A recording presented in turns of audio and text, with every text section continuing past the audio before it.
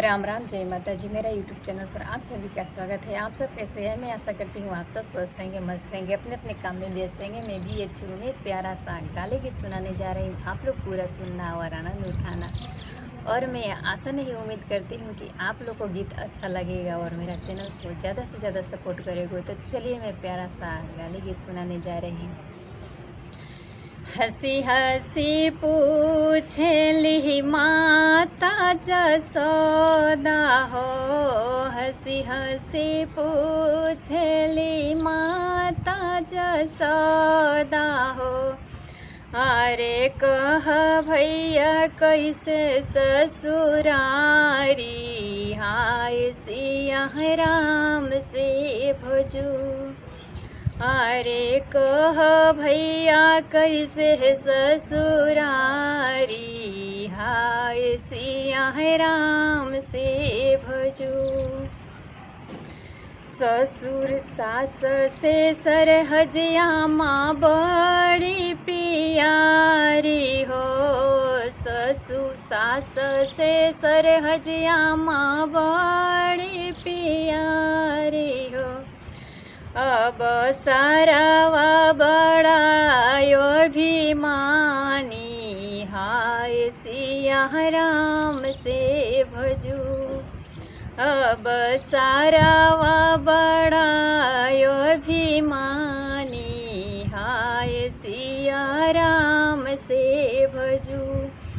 9 महीना बेटा को मोरे को खिरहल हो, 9 महीना बेटा मोरा को खिरहल हो। अरे को बहु ना कैल बड़ाई, हाय सिया राम से भजू। अब कबहु ना कैल बड़ाई, हाय सिया राम से भजू।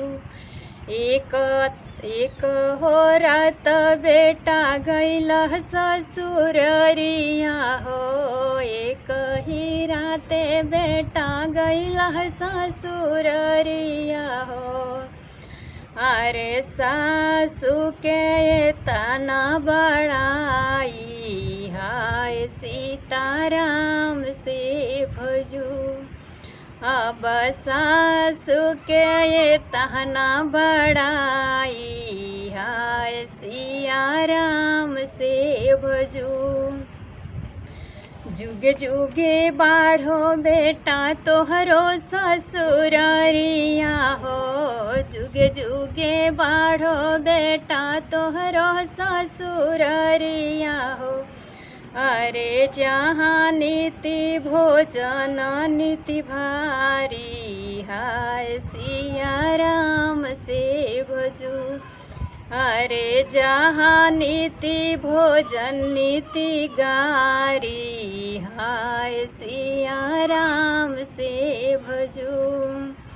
हंसी हंसी पूछली माता जसोदा हो, हंसी हंसी पूछली माता जसोदा हो।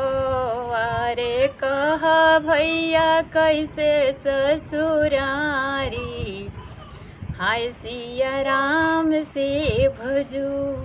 तो ये प्यारा सा गोपाल गारी आप सबको कैसा लगा प्लीज़ कमेंट में ज़रूर बताना। अगर अच्छा लगा होगा तो चैनल को सपोर्ट करें, शेयर करें। और मैं मिलती हूँ एक दूसरे वीडियो में नए गीत के साथ। तब तक के लिए नमस्कार।